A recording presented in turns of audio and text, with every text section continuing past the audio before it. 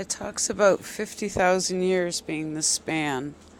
So I'm thinking, we got the Egyptian span, we've got these other groups, but about 50,000 years in between.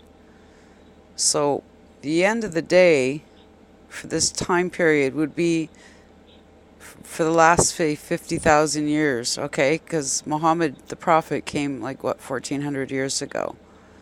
But I'm gonna replay this, and I think you'll find it just really fascinating. And those Just who bear with me. preserve their chastity in the name of Allah, the Beneficent, the Merciful.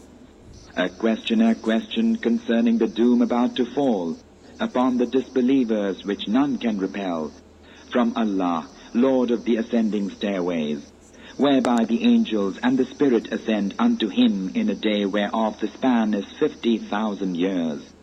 But be patient, O Muhammad, with a patience fair to see.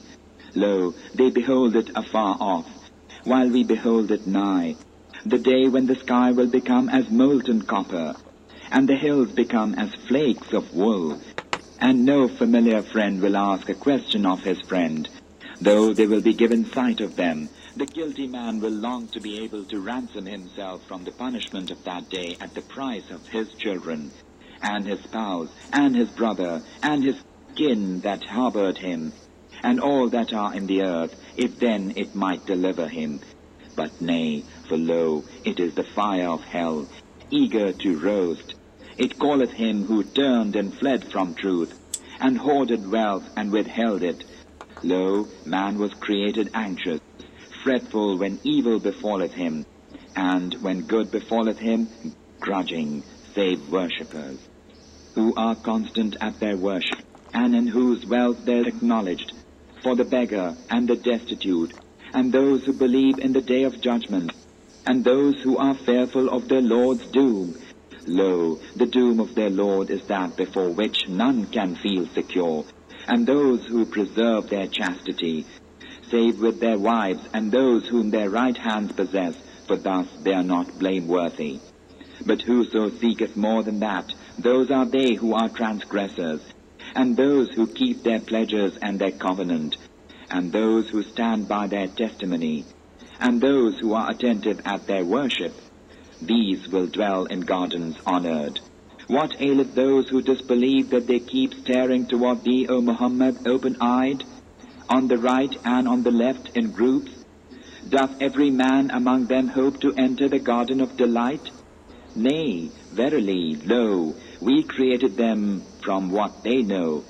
But nay, I swear by the Lord of the rising places and the setting places of the planets that we are verily able to replace them by others better than them, and we are not to be outrun. So let them chat and play until they meet their day which they are promised, the day when they come forth from the grave in haste as racing to a goal, with eyes aghast, abasement stupefying them. Such is the day which they are promised. Know what I mean? So there's like a 50,000 year span between all these different civilizations. So if you think about the Egyptians and all that, it's how long ago was the last great civilization on Earth equal to us? Okay, you got to look at some of those old ruins, and those were lasered people. Those rocks turned into glass. That had to be a very dense laser that melted the glass on some of those, melted the rock into glass in some of those ruins. So there's a lot more things going on. All through the Bible is aliens. Look at just all through it. There's an awareness that there's aliens. So if you believe in aliens, you need to really look at the original scriptures. You really do, because that is the criteria for ascension. You have to be following those rules. You have to be that kind of people. You've got to be peaceful. Blessed are the peacemakers. You know what I'm saying? but it's about 50,000 years in between each group.